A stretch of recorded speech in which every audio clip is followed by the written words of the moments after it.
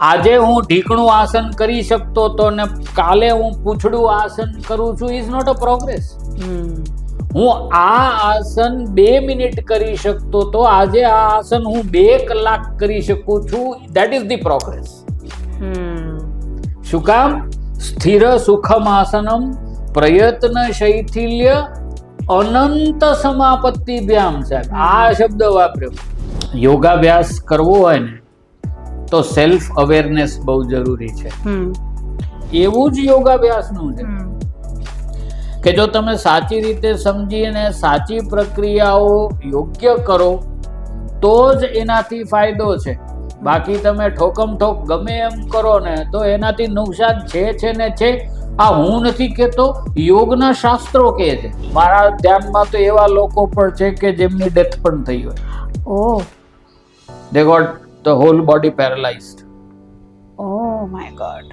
અપરિગ્રહ જો તમે સાધિત કરો તો તમને વૈરાગ્ય આવવામાં પ્રોબ્લેમ ના થાય. તો એ જો તમે ના કરી હોય સાધના તો પાછળ બધા બહુ પ્રોબ્લેમ થાય. ઘણી વખત તો એવું બને કે તમે એડવાન્સ યોગ પ્રેક્ટિસિસ કરતા હો પણ જે બેઝિક યોગ પ્રેક્ટિસિસ છે એમાં વાંધા હોય ને તો તમને ચિત્ર વિચિત્ર ઈચ્છાઓ પણ થવા માંડે. અને કા ડિપ્રેશનમાં જાય ને. મેં ઘણા લોકો ગમે તે થઈ શકે. એન્ઝાઇટી આવે, ડિપ્રેશન આવે, ગમે તે થઈ શકે. સ્કિઝોફ્રેનિયા પણ થઈ શકે. સ્કિઝોફ્રેનિયા થઈ શકે. બેસિક્સ ક્લિયર નથી. અને પ્રત્યાહારથી પહેલા આસન ને પ્રાણાયામ આવે કે પહેલા તમારા બોડીને કંટ્રોલ કરો, તમારા બ્રેથને કંટ્રોલ કરો, તમારી ઇન્દ્રિયોને કંટ્રોલ કરો. તમે એક જગ્યાએ તમારું સ્થિરત્વ રાખી શકો છો એવી પરિસ્થિતિનું નિર્માણ કરો, ત્યારે તમે ધ્યાનમાં જઈ. સુખનો અનુભવ. હવે સુખનો અનુભવ એટલે આપણને જે ગમતું હોય તે થાય, આપણને જેમ ગમતું હોય તે થાય, આપણને જેટલું અનુકૂળ હોય તેટલું થાય. ધ્યાનમાં એવું છે કે જ્યાં લાગે ધ્યાન ત્યાં કરો ધ્યાન.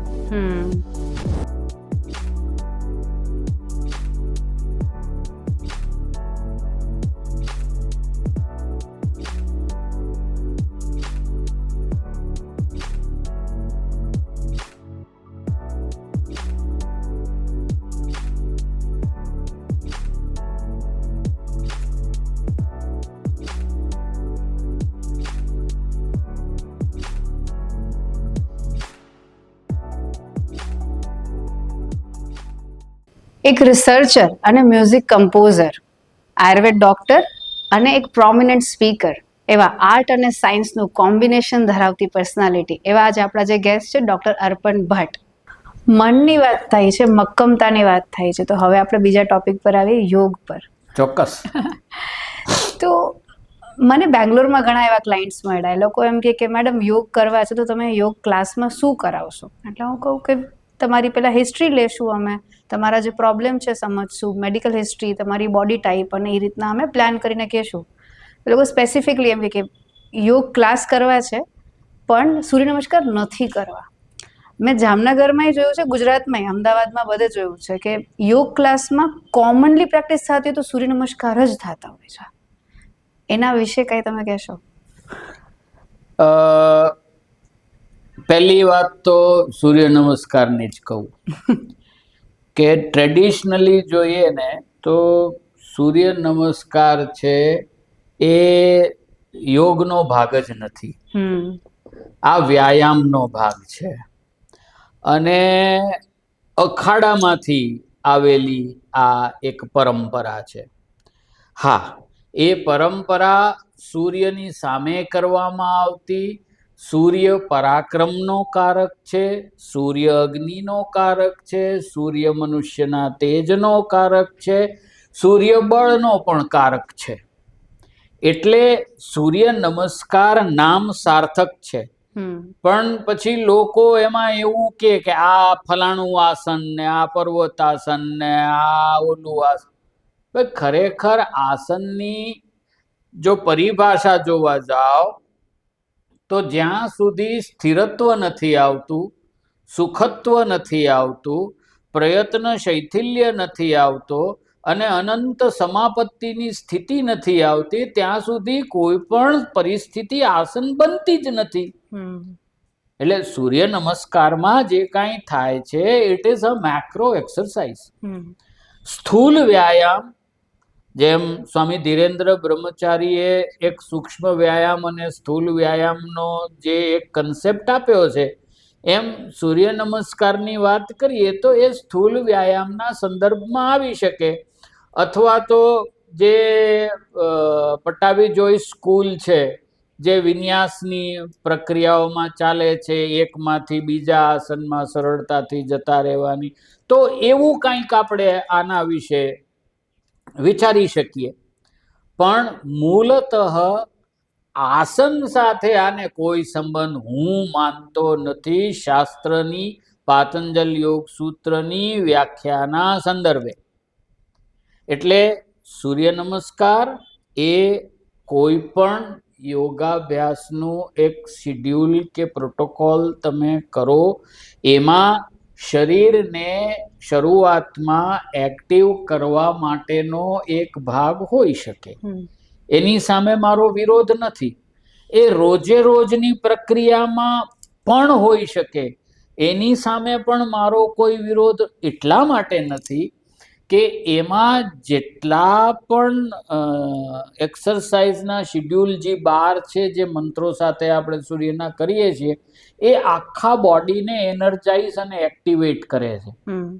એટલે જો યોગાભ્યાસની શરૂઆતમાં ખાસ કરીને જો તમે સવારે કરતા હો તો એ સમયે તમારું બોડી છે ને સ્ટીફ હોય, એટલે તમારા આખા બોડીને એક્ટિવેટ કરવા માટે, ફ્લેક્સિબિલિટી એની રીજનરેટ કરવા માટે થઈને સૂર્ય નમસ્કાર જેવી મેક્રો એક્સરસાઇઝ બીજી એક પણ નથી. એટલે એ રીતે ભાઈ 4 રાઉન્ડ 5 રાઉન્ડ સૂર્ય નમસ્કારના તમે વિથ બ્રીધિંગ વ્યવસ્થિત રીતે કરો તો આખું બોડી તમારું એક્ટિવેટ થઈ જાય અને તમને એના પછીની આસનની અને પ્રાણાયામની જે શિડ્યુલ કરવાનું હોય ને એના માટે તમારું શરીર બહુ સારી રીતે તૈયાર થાય. એને વોર્મઅપ એક્સરસાઇઝ કહી શકાય. હું એને સ્થૂલ વ્યાયામ કહેવાનું વધારે પસંદ કરીશ. નો, ઇટ ઇઝ મેક્રો એક્સરસાઇઝ, કારણ કે વોર્મઅપમાં છે ને માઇક્રો અને મેક્રો બંને આવે છે. તો આમાં માઇક્રો બહુ નથી, ધીસ ઇઝ વેરી લાઉડ, આ મેક્રો જ છે. પછી ઘણા જણા છે એ આટલી સેકન્ડમાં આ પૂરું થવું જોઈએ ને આટલી સેકન્ડમાં તે પૂરું થવું જોઈએ ને આવું પણ ચાલે છે યોગમાં. આવું બધું એક એનાલોગ અને ડિજિટાઇઝ ટાઈમિંગનું પણ કંઈક એક તત્વ જોડી દેવામાં આવ્યું છે. હકીકતે યોગાભ્યાસની કોઈ પણ બાબત છે, it is related with your comfort. Comfort એટલે હું આળસ કે સુખની વાત નથી કરતો, પણ where your body can cooperate with the movements with not generating unease.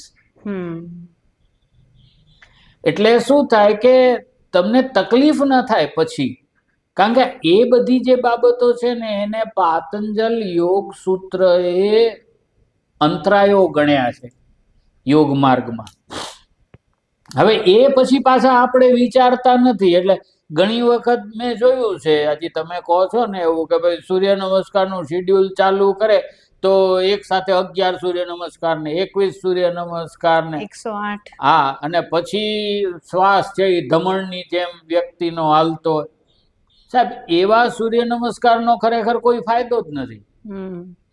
એટલે માત્ર સૂર્ય નમસ્કાર નહીં, યોગાભ્યાસની કોઈ પણ બાબતો, આસન પણ, પ્રાણાયામ પણ, કારણ કે જ્યારે વિક્ષેપ સહભોગની વાત પાતંજલ યોગ સૂત્ર કરે ને ત્યારે એની અંદર એ બહુ ચોખ્ખી વાત કરે છે કે દુઃખ દૌર્મનસ્ય અંગમે જયત્વ શ્વાસ પ્રશ્વાસૌ. આ 5 વસ્તુઓ. દુઃખ એટલે દુઃખ શારીરિક પણ હોઈ શકે, માનસિક પણ. માનસિક દુઃખ એટલે કોઈ ગુજરી ગયું હોય ને થાય એને જ દુઃખ ન કહેવાય. આપણને બેઠે બેઠે બેચેની થાય અથવા તો ક્યાંય મન ન લાગે કે સ્ટ્રેસ જનરેટ થાય કે અનઈઝ રહે કે કંટાળો આવે કે ગમતું નથી, આવું બધું કાંઈ પણ થાય તો that also is an agony, a type of agony, right? તો દુઃખ. પછી દૌર્મનસ્ય, મન જે વ્યક્તિનું પ્લેઝન્ટ હોવું જોઈએ, આનંદિત હોવું જોઈએ, ઉત્સાહિત હોવું જોઈએ, એવું ન રહે. અંગમે જયત્વ, એટલે કે વ્યક્તિનો પોતાના અંગ ઉપર કોન્શિયસ કંટ્રોલ ન હોય. હા, આપણા અમુક સ્નાયુઓ એવા છે કે જે સ્વૈચ્છિક કંટ્રોલમાં નથી, અનૈચ્છિક છે, જેમ કે હાર્ટ, જેમ કે લંગ્સ, એ આપણી ઈચ્છા વગર હાલે જ રાખે. તમે કે મારે હાર્ટ બંધ કરી નાખવું છે, તો એમ તમારી ઈચ્છાને માને નહીં. એના માટે તમારે કંઈક પ્રયત્નો કરવા પડે, એવી માસ્ટરી મેળવવી પડે, તો એ પણ થાય. અનૈચ્છિક વસ્તુઓ ઉપર પણ ઐચ્છિક નિયમન થઈ શકે, એ યોગાભ્યાસ કરી શકે એવું. But it tax time, it tax lot of practice. Okay, તો એવું થઈ રાખવાનું. તો દુઃખ દૌર્મનસ્ય અંગમે જયત્વ, કે જેના ઉપર તમારો ઐચ્છિક નિયંત્રણ છે એના ઉપર પણ નથી રહેતું, તો એ અંગમે મારે હાથ ઊંચો કરવો છે તો આ ઐચ્છિક સ્નાયુઓ છે, હું ધારું એમ કરી શકું, પણ એ હું ન કરી શકું, એ કરું તો એ ટ્રેમ્બલ થતું હોય. આ ધીસ ઇઝ અંગમે જયત્વ. એટલે ખાસ કરીને તમે નૌકાસન કરો ને ત્યારે આની ખાસ ખબર પડે. એટલે એ અંગમે જયત્વ. પછી શ્વાસ પ્રશ્વાસ, એટલે તમારું બ્રીધિંગ, જે નોર્મલ બ્રેથ તમારું જનરલ ચાલતું હોય, કામ, પીસફુલ, આમાં ફેરફાર થાય તો સમજવું કે તમે કાંઈક ખોટું કરો છો અથવા તો કાંઈક ન કરવાની રીતે કરો છો. હવે ઘણા આમાં એવો પ્રશ્ન કરે, હા ભાઈ, તો અમારે પશ્ચિમોત્તાનાસન કરવું કેમ?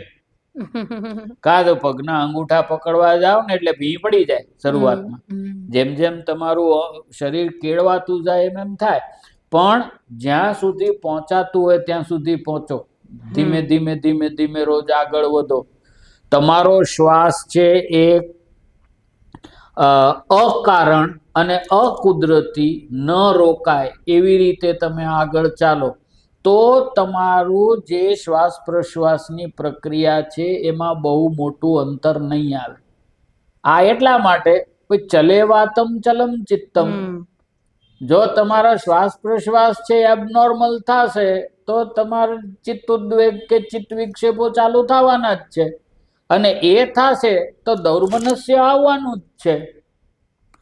આ વસ્તુઓ ઉપર આપણે વિચારતા નથી. એટલે ઘણી વખત તમે તો આ વાત કરો છો, પણ યોગના ક્લાસીસ, એટલે આમ તો યોગના કોઈ ક્લાસીસ હોય નહીં, સ્વયંભૂ બાબત છે, થવું જોઈએ પોતાની રીતે, પણ તેમ છતાંય આપણે ઘણી વખત ઘરે એટલું મોટિવેશન નથી મેળવી શકતા કે આપણે કરે જ રાખીએ. તો યોગના ક્લાસ ચાલે છે, સારું છે, એ બાને લોકોને એક સોર્સ ઓફ ઇન્કમ પણ છે.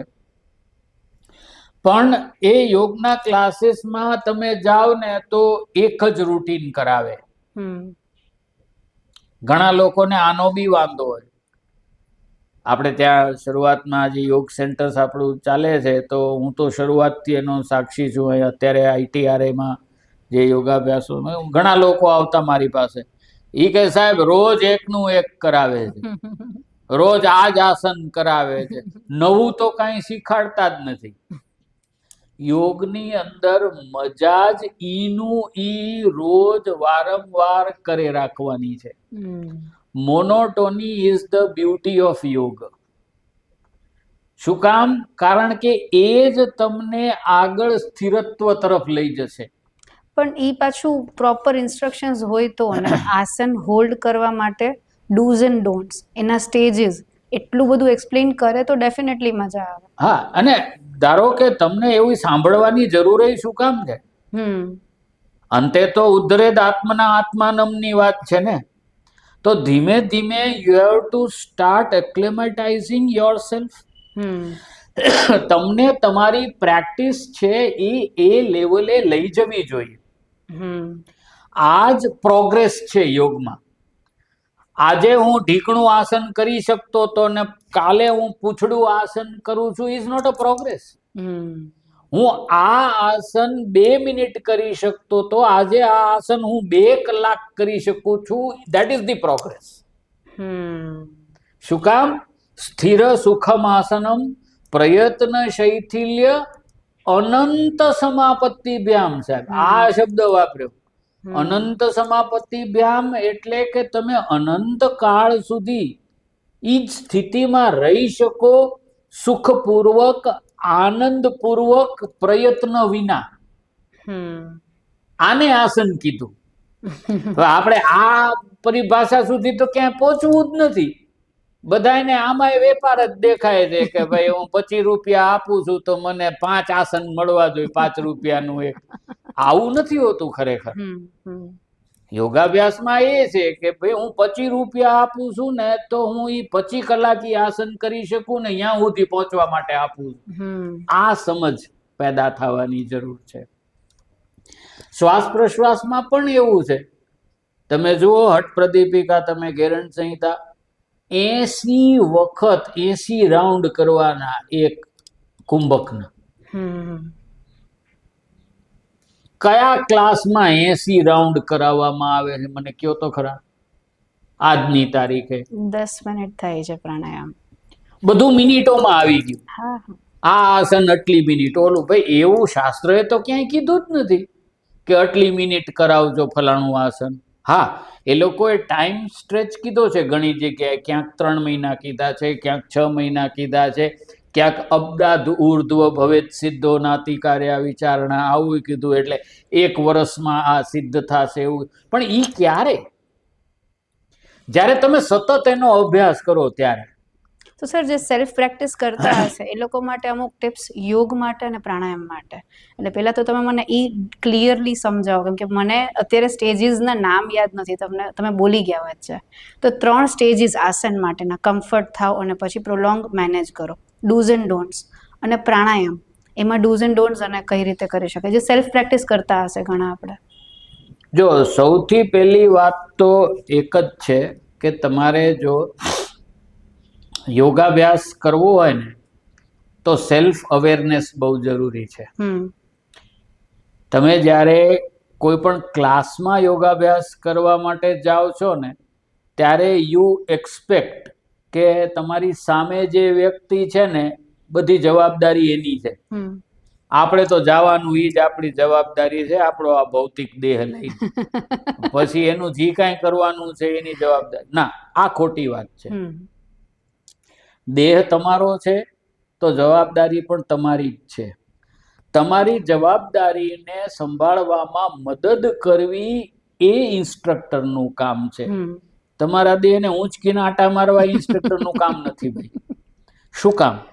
કારણ કે જે કાંઈ પણ થશે ને એ તમે મહેસૂસ પહેલાં કરશો, ઇન્સ્ટ્રક્ટર મહેસૂસ નહીં કરે. માનો કે તમને કોઈ પરિસ્થિતિ શરીરની તમે કરવા ગયા, એમાં તમને કાંઈક એવું લાગ્યું કે અહીંયા મને સ્નાયુનો દુખાવો થયો, એ તમને થશે. જે સામે ઊભો છે એ વ્યક્તિને નહીં થાય. હા, તમારા ચહેરાના હાવભાવ બદલશે કે ચહેરા ઉપર તાણ દેખાશે કે એવું કાંઈ થશે કે તમારા શ્વાસોચ્છ્વાસમાં ફેર પડશે, એવું કાંઈ થશે તો જે એક્સપિરિયન્સ્ડ ઇન્સ્ટ્રક્ટર હશે કે જે સારો જ્ઞાતા હશે એને સમજાશે. પણ એનાથી પહેલાં તો તમને જ સમજાશે. તો તમારે એ સમજવાનું છે કે આ ચાલુ થાય એનાથી પહેલાં મારે રોકાઈ જવાનું છે, કોઈ કહે કે ન કહે. હવે ધારો કે 15-20 જણાને એકસાથે કરાવાતા હોય યોગાભ્યાસનો પ્રયોગ, તો એ વખતે બધાયની કેપેસિટીને ધ્યાનમાં રાખીને ઇન્સ્ટ્રક્શન્સ આપવામાં આવતા હોય. કોઈ એક જ વ્યક્તિને ધ્યાનમાં રાખીને ઇન્સ્ટ્રક્શન એ વખતે આપવા મુશ્કેલ છે. એટલે વ્યક્તિએ સેલ્ફ ઇન્સ્ટ્રક્ટ કરવું પડે કે ભાઈ અહીંયા આ પરિસ્થિતિમાં આ એંગલમાં મારા શરીરમાં આ પ્રોબ્લેમ થાય છે, તો મારે ઈ થાય એનાથી પહેલાં રોકાઈ જવાનું છે. પછી આજે રોકાઈ ગયા, પણ પછી આપણે એવી નોટ નથી રાખતા. એ નોટ એટલા માટે આપણે નથી રાખતા, આપણે એવું માનીએ છીએ કે આ તો મારું જ શરીર છે અને મારું શરીર છે તો હું કહું એમ હાલે. પણ એ જ આપણો સૌથી મોટો ભ્રમ છે કે આપણું શરીર આપણા કીધા પ્રમાણે હાલે છે, એ આપણી ભ્રામક માન્યતા છે. તમને એક ઉદાહરણ આપું કે જે દિવસે તમે રાત્રે બહુ મોડે ખાવાનું ખાધું હોય કે બહુ ભારી ખાવાનું ખાધું હોય કે જે દિવસે તમારી ઊંઘ પૂરી ન થઈ હોય, એના બીજા દિવસે સવારે તમે યોગાભ્યાસ કરવા જાઓ તો તમારું શરીર સ્ટીફ હશે. એ દિવસે તમે કદાચ આગલે દિવસે કર્યા હશે ને એવાય આસનો કે એવાય શારીરિક અભ્યાસો કરવામાં તમને તકલીફ લાગશે. પણ આપણે એવું નથી વિચારતા. આપણે એવું જ વિચારીએ, આપણા માટે સ્ટેન્ડર્ડ શું છે કે ભાઈ મારું સૌથી સારામાં સારું શું થયું તું કયા દિવસે, આ તો રોજે રોજ મારે ઈ થવું જોઈએ, ખેંચી તોડીને ત્યાં હોય. હા. એટલે આ વસ્તુને કારણે શું થાય કે તમને આ દુઃખ દૌર મનુષ્યવાળી જે હું વાત કરું છું ને, પછી એની અંદર એનાથી આગળના સેક્ટરમાં તો 9 જાતના અંતરાયોની વાત પતંજલિજીએ કરી છે. વ્યાધિ, ધ્યાન, સંશય, પ્રમાદ, આલસ્ય, અવિરતિ, ભ્રાંતિ, દર્શન, અલબ્ધ ભૂમિકત્વ, અનવસ્થિતત્વાની, આટલી બધી વાત કરી. તો આ બધું ગ્રેજ્યુઅલી આવતું જાય પછી કેવું થાય કે ઈ તમારી નોર્મલ લાઈફમાં બી રિફ્લેક્ટ થવા માંડે વિધાઉટ યોર નોલેજ, ઓફકોર્સ. આ સબકોન્શિયસ વાત છે. એટલે એ બધું યોગાભ્યાસને કારણે તમને પ્રોબ્લેમ થવા માંડે. જે તમે ફેલેસીની વાત કરી ને આયુર્વેદ બાબતમાં ને યોગની બાબતમાં, એ એક તો મિથ એ પણ છે કે આ બધું નિર્દોષ છે, આ બધું ગમે ત્યારે કરાય નથી. આયુર્વેદ પણ એટલે જો સાચી રીતે થાય તો નિર્દોષ છે, પણ જો સમજ્યા કર્યા વગર યોગ્ય રીતે જો ન કરવામાં આવે તો એનાથી બી નુકસાન થાય. એવું જ યોગાભ્યાસનું છે કે જો તમે સાચી રીતે સમજીને સાચી પ્રક્રિયાઓ યોગ્ય કરો તો જ એનાથી ફાયદો છે. બાકી તમે ઠોકમ ઠોક ગમે એમ કરો ને તો એનાથી નુકસાન છે ને છે. આ હું નથી કહેતો, યોગના શાસ્ત્રો કહે છે. મારા કોન્ટેક્ટમાં જેને ખોટી રીતે યોગ પ્રેક્ટિસ કરી હોય અને એમાં પર્ટિક્યુલરલી હોલ્ડ કર્યું હોય ખોટા પોસ્ચર ને અલાઇનમેન્ટમાં, એટલે પરમનન્ટ ડેમેજ થયું હોય, ની ડેમેજ થયું હોય, બેક થયું હોય. હા, ખાલી ની ડેમેજ, બેક ડેમેજ. શું મારા ધ્યાનમાં તો એવા લોકો પણ છે કે જેમની ડેથ પણ થઈ હોય. They got the whole body paralyzed. Oh my God. એટલે એવું થાય because these sciences are potent.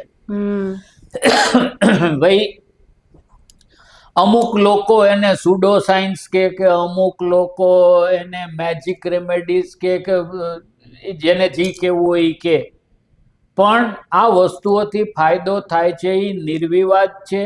એ વિજ્ઞાને જે તે લોકો આવું કે છે એમના વિજ્ઞાનોએ પણ એ વાત માનેલી છે, એ સાબિત થયેલી છે.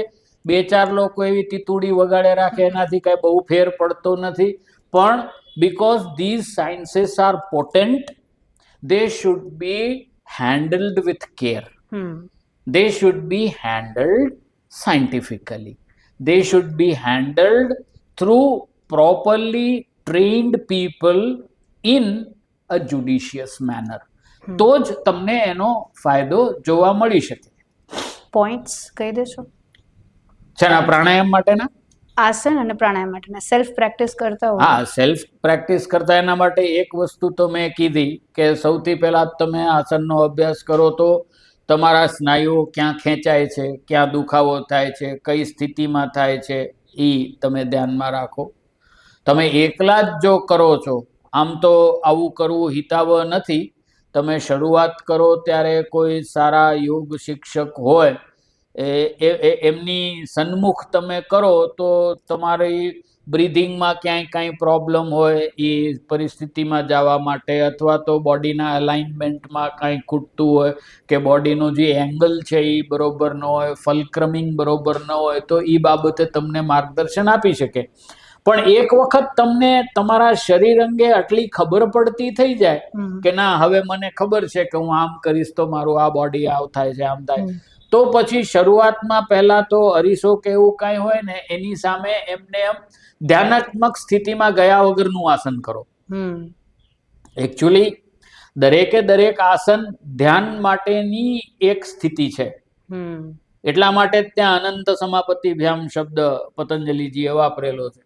તો એ ધ્યાનાત્મક સ્થિતિમાં ગયા વિના તમે જુઓ તમને પોતાને, તો તમને ખબર પડશે કે તમારો એંગલ્સ બરોબર છે, તમારા અલાઇનમેન્ટ છે, હાથના પગના બોડીના એ બરોબર છે, તમારું સેન્ટર ઓફ ગ્રેવિટી બરોબર પ્લેસ થયેલું છે કે નહીં. પછી એ કયું આસન છે એના ઉપર એ ડિપેન્ડ કરે. એના બેલેન્સિંગ પોઝ છે કે બોડી બિલ્ડિંગ પોઝ છે, એટલે કે કલ્ચરલ પોઝ છે કે મેડિટેટિવ પોઝ છે. પછી એમાં તમારી મિડલાઇન બરોબર છે કે નથી. કારણ કે ઘણી વખત આપણને એમ થાય કે આપણે સીધા બેઠા છીએ, પણ એવું બને કે ક્યાંક આપણે થોડીક એક બાજુ થોડુંક ફેવર કરતા હોઈએ તો એ બાજુ ટિલ્ટ થયેલા બેઠા હોઈએ. અને આ વસ્તુને કારણે શું થાય કે જ્યારે આપણે પ્રાણ અંદર લઈએ અને બહાર છોડીએ તો પ્રાણ અંદર જાય અને એ જે શરીરને ઉર્જા આપવાની એની જે પ્રક્રિયા છે ને એ પ્રક્રિયા ફોલ્ટી થઈ જાય જો બોડી પોસ્ચર બરોબર ન હોય તો. એટલા માટે હઠપ્રદીપિકા શુદ્ધિની વાત ત્યારે જ કરે કે જો આસનોનો વ્યવસ્થિત અભ્યાસ થઈ જાય, પછી તમારા શરીરમાં મેદ અને શ્લેષમાં જો અધિક રહેતા હોય તો જ શુદ્ધિ કરવી, બાકી અહીંયા સુધી જવાની જરૂર નથી. ધેટ મીન્સ કે આસન શુદ્ધિનું કામ કરે.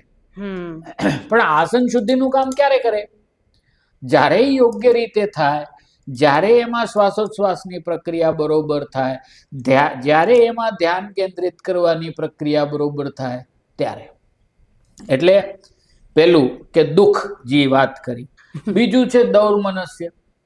તો તમે તમારી એક નોટ રાખો રોજે રોજ કે ભાઈ આજે આ આસન કરતી વખતે મારું શરીર આ સ્થિતિમાં હતું ત્યારે મને આવું ફીલ થયું, અથવા તો આ લેવલ સુધી મારું શરીર જઈ શક્યું, કે અહીંયા મારે લઈ જવું છે પણ આટલું જ ગયું, whatever. Then what were your thought processes during the day. તમારા વિચારોમાં કાંઈ પરિવર્તન એ દરમિયાનમાં આવ્યું, કાંઈ એવા વિચારો આવ્યા કે જે ખરેખર બીજા દિવસોમાં તમને આમ નથી આવતા, અથવા તો તમારા જે વિચારો હતા એનું ડાયવર્ઝન કોઈ બીજી બાજુ થયું જે બાજુ કાયમ નથી થતું. It may be positive, it may be negative, whatever, but this is what one should make a note of. So thinking process મારી કેવી થાય છે? વધારે ક્રિએટિવ કે પ્રોડક્ટિવ થાય છે? નેગેટિવ કે પોઝિટિવ અપ્રોચ છે લાઈફમાં? એ બધી વસ્તુ હા, what is different than usual? Okay. તમે ડે 0 ચાલુ કર્યું એ વખતે તમને એક વસ્તુ, એટલે જ મેં કીધું કે self awareness is very important. કે ભાઈ એને પહેલા એટલી ખબર હોય, એટલે ધારો કે તમે યોગાભ્યાસ ચાલુ કરાવો છો કોઈને, તો એને પહેલા કેવું પડે ભાઈ તું તારું આ બધું રૂટીન લખીને લાય. એટલે જે અવેર નથી એને અવેર કરો કે તું વિચાર કે તું શું વિચાર હશે. આપણે ઈ જ નથી કરતા, એમ શું વિચારી વિચારતું જ નથી. અને પ્રશ્ન હા, અને હવે તો આ બધું પેલું મોબાઈલ ને એ બધું તો એટલું બધું થઈ ગયું છે કે એને વિચારવાની જરૂર જ નથી. એઆઈ વિચારે છે એની બદલીમાં. ઈ તો એને કહી દે ને ઈ છૂટો, જય ભગવાન. એટલે ના ભાઈ, તમે વિચારો, તમારા વિચારનું ટ્રેન્ડ શું છે. જુદી જુદી બાબતો, સપોઝ લવ લાઈફ છે, પાર્ટનરશિપ છે, ફ્રેન્ડશિપ છે, પૈસા કમાવાની બાબત છે, શારીરિક હેલ્થની બાબત છે, એ જુદી જુદી બાબતોમાં what are your thoughts and how do you think you are achieving them. તમારા એના તરફના શું પ્રયત્નો છે વગેરે. એટલે આ તો હું એક ઉદાહરણ આપું છું કે ભાઈ વ્યક્તિને એ શીખાડવું પડશે કે એને વિચારવું શું ને કેમ. એને ખબર નથી, તકલીફ ઈ છે. એટલે એને કારણે શું થશે કે એને અમુક જે લાઈફના પ્રમુખ ટ્રેન્ડ્સ છે, પછી સ્પિરિચ્યુઅલ આસ્પેક્ટ છે વગેરે વગેરે, એના બાબતે એના શું વિચારો છે, દિવસમાં એને એવા વિચારો કેટલી વાર આવે છે, કઈ બાબતના કેટલા વિચાર, આ બધી જ એક માહિતી એની પાસે એકત્ર થશે. પછી જેમ જેમ યોગાભ્યાસમાં આગળ વધતા જાય એમ એમ આ મનની સ્થિતિ કે ભાઈ એ જે હતું એના કરતાં પોઝિટિવિટી તરફ વધારે ગયું કે નેગેટિવિટી તરફ વધારે ગયું. કારણ કે આજકાલ આપણે ત્યાં આ જ્યારથી યોગાભ્યાસ એક કેપ્સ્યુલ કે ટેબ્લેટ બની ગઈ છે ને ત્યારથી આ પ્રોબ્લેમ છે. મને ડાયાબિટીસ થયો છે તો હવે મારો ડાયાબિટીસ કેટલા દિવસમાં જશે યોગામાં? ભાઈ તારો ડાયાબિટીસ છે તો હું કામ જાવો જોઈએ? ભલ ને રહ્યો, શું વાંધો છે? તે સ્વીકારી લીધું એને તો મોજ કરો, એને મજા આવે છે. એટલે આ બધું ટાઈમ બેઝ થઈ ગયું, ફલશ્રુતિ ઓરિએન્ટેડ થઈ ગયું. શ્રી કૃષ્ણ તો એમ કે ભાઈ તું કર્મ કર, ફળની ઈચ્છા ન રાખ, તને દેવાનું થતું હોય તે હું દઈ દઈશ. પણ આપણે પેલા ફળની ઈચ્છા છે, કામ તો પછી છે. કામ થાય તો થાય, ફળ મળવું જોઈએ. એટલે આ બધા પ્રોબ્લેમ છે. એટલે એ નોટ કરવાની. ત્યાર પછી અંગમે જયત્વ, ક્યાં ક્યાં આપણો કંટ્રોલ છે, ક્યાં ક્યાં આપણો કંટ્રોલ નથી. તો એ કંટ્રોલ નથી તો એના માટે બ્રેથ વર્ક કઈ રીતે કરવું? કારણ કે દેહ ઉપરનો કંટ્રોલ છે એ દૃષ્ટિથી આવે, અને દૃષ્ટિ જ્યારે કંટ્રોલ થાય તો ઓટોમેટિકલી શ્વાસ કંટ્રોલ થાય. અહીંયા નૃત્યનો પ્રિન્સિપલ લાગુ પડે. યતો હસ્ત તતો દૃષ્ટિ, યતો દૃષ્ટિ તતો મન, યતો મન તત રસ, યત રસ તત ભાવ. એટલે એ આખી જે સિક્વન્સ છે એ આમાં લાગુ પડે કે ભાઈ તમે બ્રેથ વર્ક કરો પર્ટિક્યુલર જગ્યા માટે, પર્ટિક્યુલર બેનિફિટ માટે. અને આ હઠ પ્રદીપિકામાં યોગ ચિકિત્સાના સંદર્ભમાં વાત કરેલી છે. પર્ટિક્યુલરલી જે કૈવલ્ય ધામમાંથી પબ્લિશ થયેલી છે હઠ પ્રદીપિકા, એમાં 5 ચેપ્ટર્સ છે. બીજી બધી જગ્યાની જે હઠ પ્રદીપિકા છે એમાં યુઝ્યુઅલી 4 ચેપ્ટર્સ આવતા હોય છે. તો આમાં આ યોગ ચિકિત્સા સંદર્ભે વાત કરેલી છે. તો એ ચિકિત્સા એટલે કે તમે માંદા પડો તો જ કરવાનું એવું નથી. એમ હરડે તમે માંદા થાવ તો જ ખાવાની એવું ક્યાં છે? હરડે ને તો રસાયણ કીધી છે આયુર્વેદે. તમે જીવો એટલે ત્યાં સુધી ખાઈ શકો એને રોજ. પ્રિવેન્ટિવ સાયન્સ, પ્રિવેન્ટિવ, પ્રમોટિવ, રિસ્ટોરેટિવ બધું. તો એવી રીતે તમે એને અંગમે જયત્વને કંટ્રોલ કરો. એવું જેમ અંગમે જયત્વ છે એમ આ તો મેં તમને એક સ્થૂળ દાખલો આપ્યો પેલો નૌકાસન વાળો, પણ એવા સૂક્ષ્મ તો કેટલાય દાખલા હશે. For example vrikshasana. વૃક્ષાસનમાં શરીરને સ્થિર કરવું મુશ્કેલ, પણ જો તમે શ્વાસ ઉપર ધ્યાન કેન્દ્રિત કરો અને તમારી સામે કોઈ એક સ્થિર વસ્તુ ઉપર તમે ધ્યાન કેન્દ્રિત કરો ને તો વૃક્ષાસનમાં સ્થિરતા આવી શકે. આ અંગમે જયત્વને દૂર કરવાની વાત છે. એટલે એમ એ દૂર થઈ શકે, એમ વ્યક્તિ જાતે પોતાને ઇવેલ્યુએટ કરી શકે. અને પછી સૌથી અગત્યની બાબત છે જે મેં પહેલા પણ વાત કરી, શ્વાસ અને પ્રશ્વાસ. એટલે શ્વાસ લેવો ને છોડવો એની પ્રક્રિયા. જે તમારો નોર્મલ કામ બ્રીધિંગ છે એના કરતા તમારું બ્રીધિંગ જો વધી જાય કોઈ પણ રીતે તો સમજવું કે તમારે પ્રયત્ન કરવો પડ્યો છે આ કરવામાં. અને પ્રયત્ન કરવો પડ્યો છે એનો મતલબ એમ કે તમારું શરીર હજુ એના માટે તૈયાર નથી. એટલે તમારે એ પ્રયત્ન ઘટાડવાનો, જોર દઈ દીધું. હા, સમય થોડો વધારવાનો. એટલે શું થશે કે તમારા શ્વાસ પ્રશ્વાસ છે એ સામાન્ય રહેશે, એ વધશે નહીં. આ 4-5 મેઇન ટીપ છે પોતે કરતા હોય એને આસન માટે ધ્યાનમાં રાખવાની. પછી તમે મને પ્રાણાયામની વાત કરી, કારણ કે આમ તો આસન પછી પ્રાણાયામ આવે, પણ મજાની વાત એ છે કે એનાથી પહેલાના યમ નિયમ આપણે ભૂલી જઈએ છીએ. હા, અષ્ટાંગમાં યમ નિયમ આવશે. એટલે જ્યાં સુધી આપણે યમ નિયમનું યોગ્ય પાલન ન કરીએ, અહીંયા યોગ્ય શબ્દ હું જાણી સમજીને વાપરું છું, કારણ કે આપણે ગૃહસ્થને યોગાભ્યાસ કરાવવાની વાત કરીએ છીએ, સંન્યાસીને યોગાભ્યાસ કરાવવાની વાત નથી કરતા. સંન્યાસી માટે એનું ડાયમેન્શન, એનો અર્થ જુદો છે. ગૃહસ્થ માટે એનું ડાયમેન્શન, એનો અર્થ થોડો જુદો હોઈ શકે. તો ગૃહસ્થને યોગાભ્યાસ કરાવવાની વાત કરીએ છીએ એટલે યમ નિયમનું યથાશક્તિ સતત પાલન જો કરવામાં આવે તો આસન કરવામાં પણ સરળતા રહે અને પ્રાણાયામ કરવામાં પણ સરળતા રહે. હવે વ્યક્તિ જે પ્રાણાયામનો અભ્યાસ કરવા માંગે, પહેલા તો એને શ્વાસ લેવો એટલે શું ને શ્વાસ છોડવો એટલે શું આ જ સમજવું પડે. સાચો શ્વાસ કેમ લેવો, સાચો શ્વાસ કેમ છોડવો. ઊંડો શ્વાસ લેવાની વાત કરીએ તો લોકો જોરથી શ્વાસ લે છે. જેટલો શ્વાસ તમે જોરથી લ્યો ને એટલું તમારા શરીરની અંદર નુકસાન વધારે થાય. એટલે જ્યાં જોરથી નથી લેવાનો ત્યાં, જ્યાં જોરથી લેવાનો છે ત્યાં લેવાનો જ છે.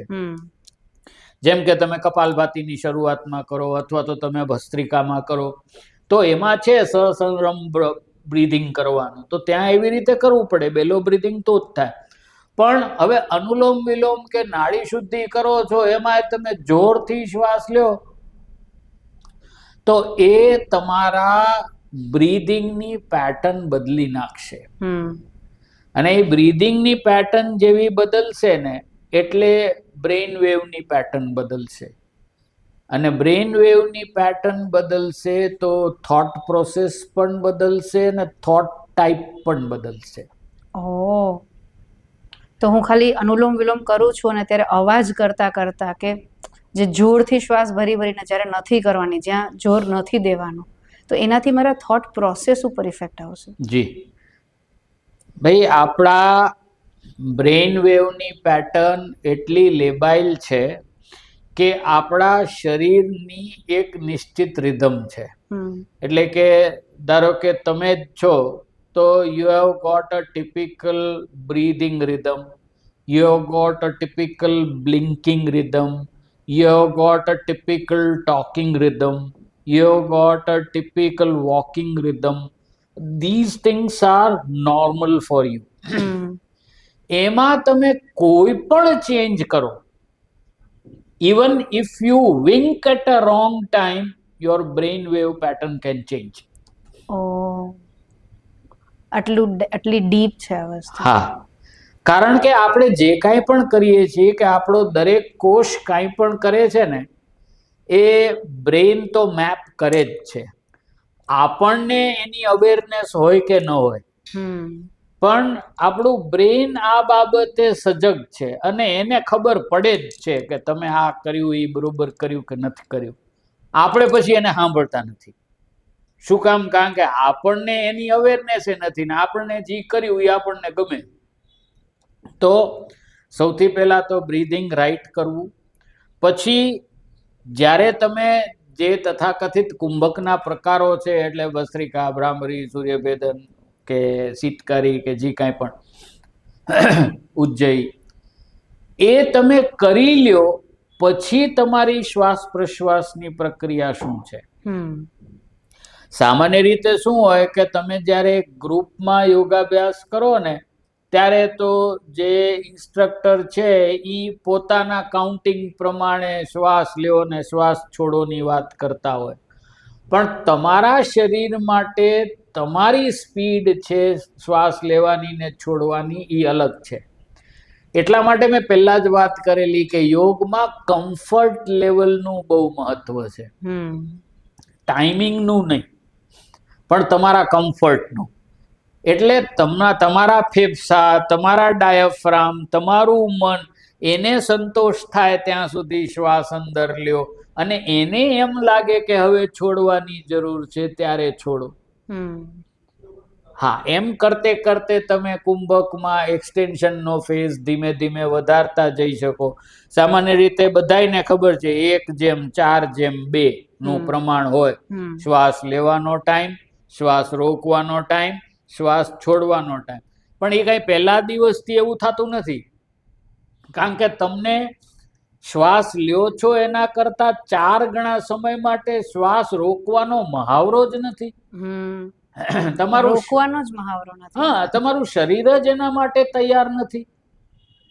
એટલે તમે એ કોશિશ કરશો ને એટલે એક નેગેટિવ સાયકોલોજીકલ ઇમ્પલ્સ શરૂ થાય તમારી અંદર અને એને કારણે આગળ જતા નુકસાન થઈ શકે. એટલે ધીમે ધીમે આ કરવું જોઈએ. એમ વ્યક્તિ પરક અલગ હોય પાછું, પણ 1:1:1, પછી 1:2:1, 1:3:1.5, 1:4:2. એટલે આ ઉદાહરણ આપ્યું મેં, પણ એ રીતે ધીમે ધીમે એ હોલ્ડિંગ નું જે પ્રમાણ છે એ વધારતા જઈ શકાય અને એ જ પ્રમાણે એના કાઉન્ટિંગ વધારતા જઈ શકાય. મારો પર્સનલ એક્સપિરિયન્સ છે, જ્યારે હું ત્યાં ભણતી હતી 2015-16માં, ત્યારે અમને આશિષ સર હતા, ત્યારે એમને કરાવડાવેલું કે પહેલા 1:1:1, એટલે તમે 5 સેકન્ડ હોલ્ડ કરો છો, 5 સેકન્ડ ઇનહેલ, 5 સેકન્ડ હોલ્ડ અને 5 સેકન્ડ એક્ઝેલ. પહેલા તો 5 સેકન્ડ એક્ઝેલે ના થતું, હોલ્ડ થઈ જાય. પછી ધીરે ધીરે 1:2:2 આવી રીતે કર્યું. તો આ દરરોજ પ્રેક્ટિસ કરી, દરરોજ સવારે ત્યાં ક્લાસ હોય અને પ્રેક્ટિસ કરી. મારો પર્સનલ એક્સપિરિયન્સ એવો રહ્યો કે હોલ્ડ કરીને પછી એક્ઝેલ તરત થઈ જતું હતું. એટલે મારાથી 5 સેકન્ડ ઇનહેલ કરી, 10 સેકન્ડ હોલ્ડ થાય, પછી 4-5 સેકન્ડમાં જ એક્ઝેલ થઈ જાય. 10 સેકન્ડ એક્ઝેલ કરવું એ નહોતું થતું. એ ધીરે ધીરે પ્રેક્ટિસથી થયું. મેં પર્સનલ એક્સપિરિયન્સ એવો કર્યો છે, તમે પર્સનલ નોટ બનાવવાનું કહો છો ને, એમાં કે જ્યારે મારે રિએક્ટ કરવું છે, તમે મારું ઇન્સલ્ટ કર્યું કે કોઈ મને કંઈ દુઃખ પહોંચાડ્યું અને મારાથી ઇન્સ્ટન્ટ રિએક્શન થાય છે, એમાં મને 1 સેકન્ડનો ગેપ મળ્યો કે ઠીક છે, એનો પોઈન્ટ ઓફ વ્યૂ ઈ હશે. તો એ મને લાગે છે આનાથી થયું. આઈ ડોન્ટ નો હવે એનાથી થયું કે નહીં, તમે મને વધારે ક્લિયર કરી શકો, પણ મને એવું લાગે છે કે હોલ્ડ કરીને પછી ધીરે ધીરે એક્ઝેલ કરવું. એટલે પહેલાં તો મેં મારા રિએક્શનને હોલ્ડ કર્યું અને પછી એક્ઝેલે મારે ધીરે ધીરે કરવું છે કે ભાઈ સીધું હું ભડકી ના જાઉં કે તમે આ રિએક્ટ કર્યું, સામે આ રિફ્લેક્ટ કરી દો. રિફ્લેક્ટ નથી કરવું અને ઠીક છે, એનો પોઈન્ટ ઓફ વ્યૂ એ હશે ને, હું મારી વાત શાંતિથી મૂકું, એટલે ઝઘડા ઉપર નથી જવું અને શાંતિથી પતી જાય. આ હશે કનેક્શન? બિલકુલ. કારણ કે જે મેં અગાઉ ઉદાહરણ આપ્યું ને, ચલેવાતમ ચલમ ચિત્તમ, જ્યારે તમારું બ્રીધિંગ, તમારો વાયુ શરીરનો સ્થિર થાય ને, ત્યારે તમારું મન સ્થિર થાય. અને કોઈ પણ સકારાત્મક, ઓપ્ટિમિસ્ટિક કે પોઝિટિવ આઉટવ્યૂ તમારે આપવો હોય કે તમારે એવો કોઈ ઓવરવ્યૂ કરવો હોય, ત્યારે તમારું ચિત્ત શાંત હોવું બહુ જરૂરી છે. આ માત્ર તમારી વાત નથી.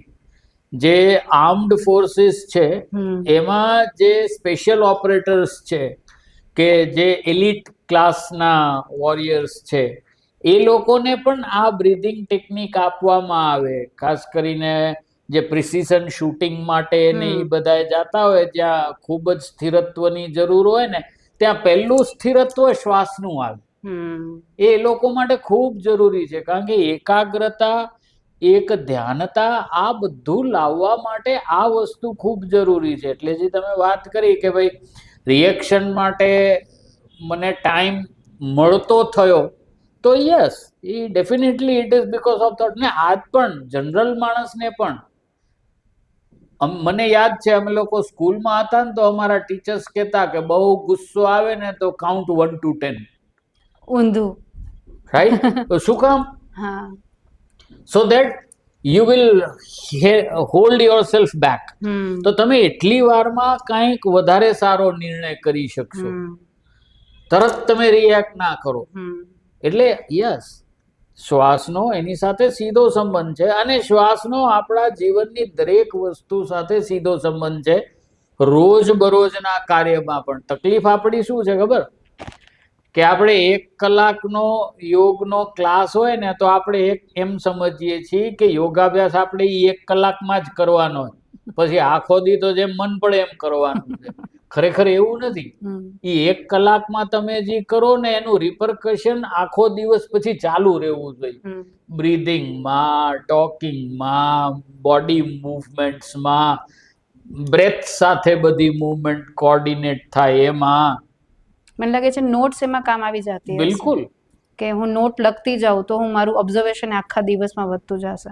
અમને એવું જ કહેતા કે 23 કલાક તમે શું કરો છો એ વધારે ઇમ્પોર્ટન્ટ છે, 1 કલાક અહીંયા શું કરો છો એના કરતાં. યસ. Next, meditation. મેડિટેશન આટલી બધી ટેકનિક છે, આટલા બધા ધર્મગુરુઓ, યોગ ગુરુઓ છે, અને બધા પાસે પોતાની ટેકનિક છે. અને ઘણા બધા મને પૂછતા હોય કે હું મેડિટેશન કયું કરું, કયું મેડિટેશન કરાય, તો એના જવાબમાં શું કહેશો? જો આપણે હઠયોગના ગ્રંથોની વાત કરીએ ને, તો સ્થૂલ, જ્યોતિ અને સૂક્ષ્મ ધ્યાન, આ વાત ગેરંડે કીધી છે બહુ સ્પષ્ટ. એટલે મેક્રો ઓબ્જેક્ટ્સ, માઇક્રો ઓબ્જેક્ટ્સ અને ઇન્ટરનલ ઓબ્જેક્ટ્સ, આ 3 એના મેઇન ડિવિઝન થયા. પણ જો હવે આપણે વિજ્ઞાન ભૈરવ તંત્ર ઉપર જઈએ ને, તો શિવજી પાર્વતીને સમજાવતા હતા ને, તો 120 જેટલી એમણે ધ્યાનની ટેકનિક બતાવી છે ખુદ મહાદેવે. હવે હું એનાથી તો કઈ આગળ પાછળ ન કહી શકું. એટલે ધ્યાનમાં એવું છે કે જ્યાં લાગે ધ્યાન ત્યાં કરો ધ્યાન. સિમ્પલ પ્રિન્સિપલ આનો આવો છે. આ વધારે સારું છે કે ઓલું વધારે સારું છે? નહીં, બધું જ સારું છે, પ્રોવાઇડેડ કે તમે એમાં એક ચિત્ત થઈ શકતા હો. ધ્યાનની આટલી બધી પ્રક્રિયાઓ કે યોગની અંદર આટલી બધી સ્કૂલ શું કામ આવી? આ હઠ યોગ ને, રાજયોગ ને, ભક્તિ યોગ ને, કર્મ યોગ ને, આ યોગ ને, ઓલો યોગ ને, આજકાલ તો બીજા મારા તમારા નામના પણ છે. તો એ બધું શું કામ? કારણ કે દરેક વ્યક્તિ અલગ છે. દરેક વ્યક્તિની શારીરિક પરિસ્થિતિ અલગ છે, માનસિક પરિસ્થિતિ અલગ છે, અને એને કારણે એને જે આવશ્યકતા છે એ અલગ છે. એટલે જેની આવશ્યકતા જ્યાં પૂરી થતી લાગે ત્યાં તેને વધુ મજા આવે. આ બેઝિક રૂલ. તો આપણે પાતંજલ યોગ સૂત્રમાં જઈએ કે આપણે શિવ સંહિતામાં જઈએ તો ત્યાં પણ સાધકોના પ્રકારની વાત કરેલી છે કે કયા સાધકને કયા પ્રકારના યોગાભ્યાસમાં તમે મૂકશો તો એને વધારે આનંદ આવશે, અથવા તો ત્યાં એને સિદ્ધિ એ પ્રમાણે મળી શકશે. એટલે આજે કેવું છે કે જે બાળકને વિજ્ઞાનમાં રુચિ જ નથી એ સાયન્સ સ્ટ્રીમમાં ન જાય તો જ એના માટે સારું છે. જે બાળકને ગણિતમાં રુચિ નથી એ સ્ટ્રીમમાં ન જાય તો જ એના માટે સારું છે.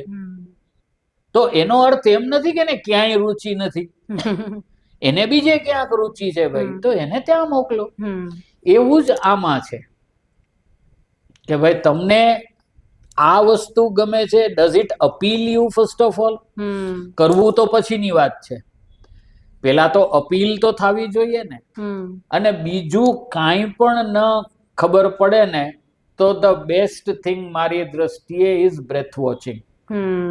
શ્વાસ કેમ અંદર આવે છે ને શ્વાસ કેમ બહાર જાય છે એના ઉપર તમારું ધ્યાન કેન્દ્રિત કરો, આંખો બંધ કરીને ખાલી શ્વાસ સાથે રહ્યો. તો એ તમે ગમે ત્યાં કરી શકશો, ક્યારે પણ કરી શકશો, કોઈ પણ પરિસ્થિતિમાં, કોઈ પણ શારીરિક સ્થિતિમાં. ઘણા લોકો એવું પણ પૂછતા હોય કે બ્રેથવર્ક ટ્રાય કરીએ છીએ પણ બહુ વિચારો આવે છે. શરૂઆતમાં તો આવશે એવું. આજે કેવું છે કે તમારે અનલર્ન કરવાનું છે ને વોટ યુ હેવ લર્ન્ટ.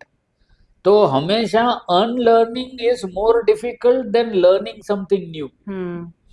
એટલે you have to focus on learning something new rather than unlearning something. તો એ વસ્તુ છે એ સરળ બનશે. અને ધ્યાનમાં હંમેશા એવું થાય. એટલા માટે જ જે અષ્ટાંગ યોગ છે એમાં સીધું ધ્યાન નથી કીધું, પ્રત્યાહાર, ધારણા અને ધ્યાન, આ સિક્વેન્સ આવી છે. અને પ્રત્યાહાર થી પહેલા આસન ને પ્રાણાયામ આવ્યા કે પહેલા તમારા બોડીને કંટ્રોલ કરો, તમારા બ્રેથને કંટ્રોલ કરો, તમારી ઇન્દ્રિયોને કંટ્રોલ કરો, તમે એક જગ્યાએ તમારું સ્થિરત્વ રાખી શકો છો એવી પરિસ્થિતિનું નિર્માણ કરો, ત્યારે તમે ધ્યાનમાં જઈ શકશો. સ્ટેજીસ છે, ધીઝ આર સ્ટેજીસ. અને આ બધી પ્રેક્ટિસ કરતા હોય પછી જે થોડા એડવાન્સ લેવલના ફ્રેન્ડ્સ છે મારા, એ લોકોનો કોમન ક્વેશ્ચન, તમને ગેસ્ટ માટે બોલાવવાના હતા ત્યારે મને ઘણા બધાએ કીધેલું કે વૈરાગ્ય જાણવું છે.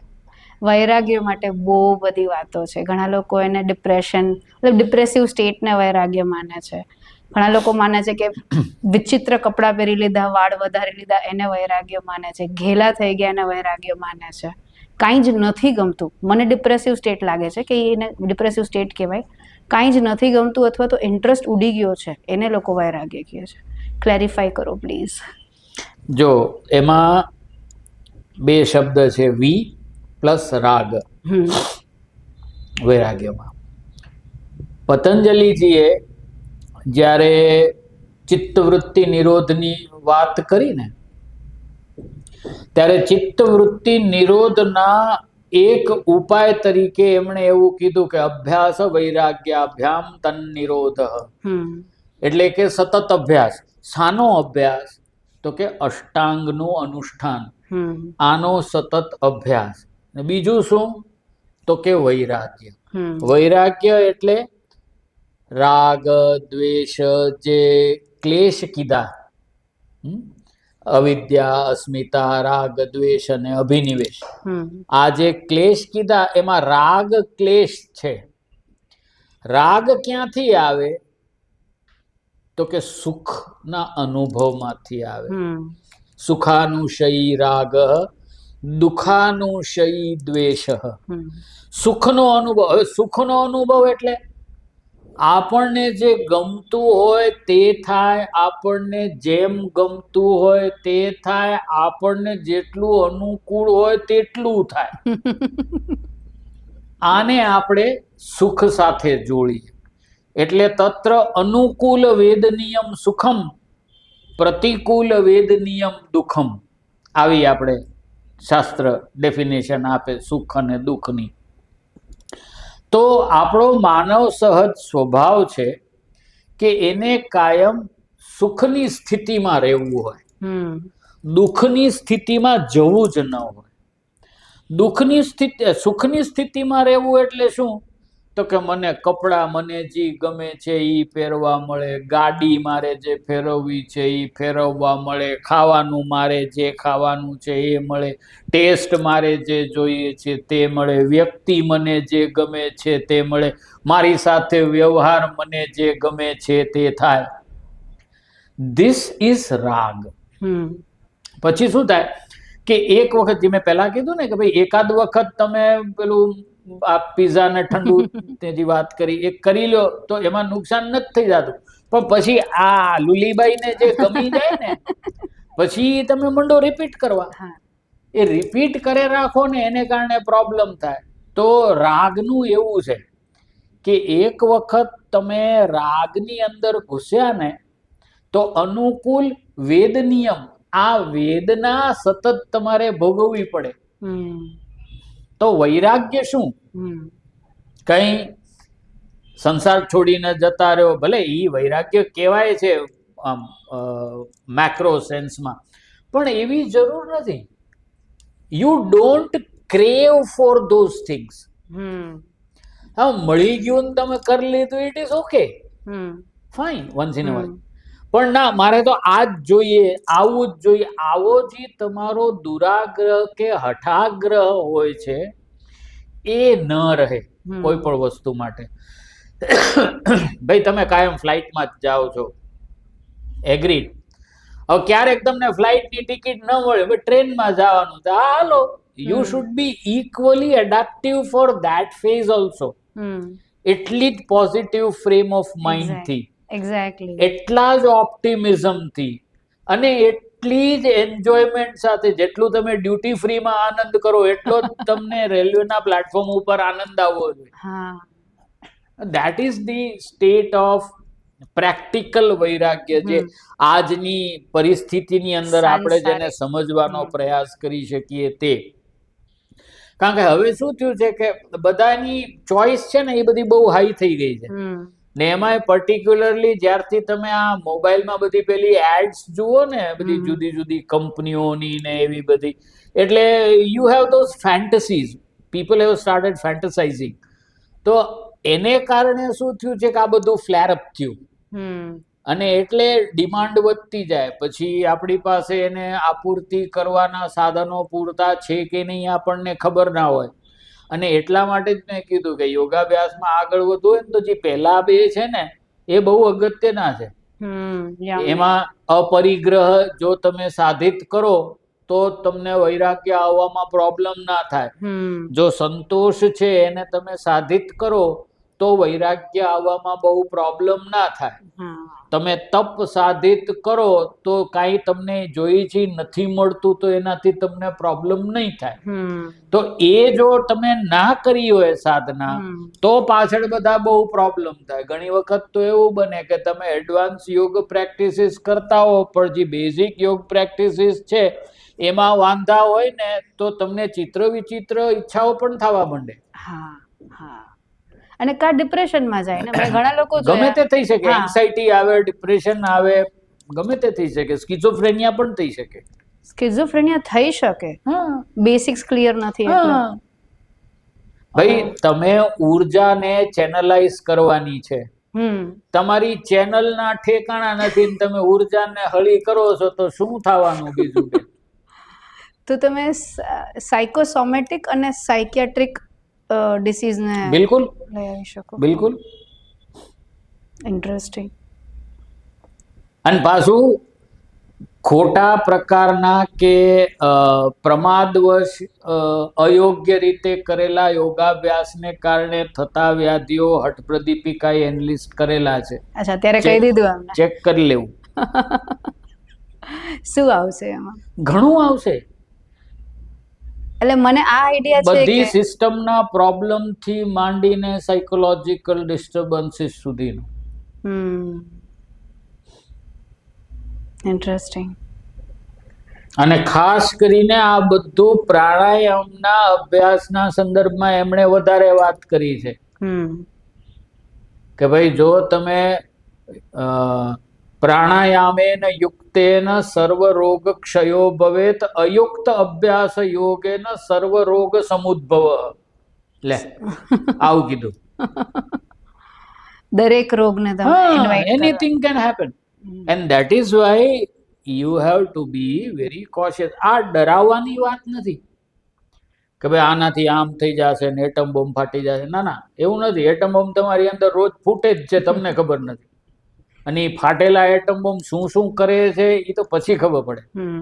બટ જે કોઈ પણ તમે પ્રેક્ટિસ કરો એ પ્રેક્ટિસ તમે પૂરી અવેરનેસથી સતર્કતાથી સમજીને કરો ને તો એનો ફાયદો છે, નહીતર એ નુકસાન કરે. એમ વૈરાગ્યમાં એવું તમે જબરદસ્તીથી કોકને આવું કરાવો ને પછી ઓલા બધા ભાગી નથી જતા. હવે ઓલો વેશ ઉતારીને ભાગ્યા સંસારમાં પાછા, આવું બધું થાય. એ તો સ્પ્રિંગ જેવું જ છે, તમે સપ્રેસ કરશો તો છટકશે. કે ખૂબ જ મજા પડી આજે. ઘણી બધી વાતો થઈ અને મારા પણ અમુક કોન્સેપ્ટ ક્લિયર થઈ ગયા. Thank you for coming. ભાઈ કોન્સેપ્ટ ક્લિયર કરવું એ તો શિક્ષકોનું કામ છે, બીજું એનું કામ શું છે? યસ, પણ મળતા રહેશું આપણે. Thank you so much for having me over here and allowing me to talk what I wanted to. Yes. Thank you.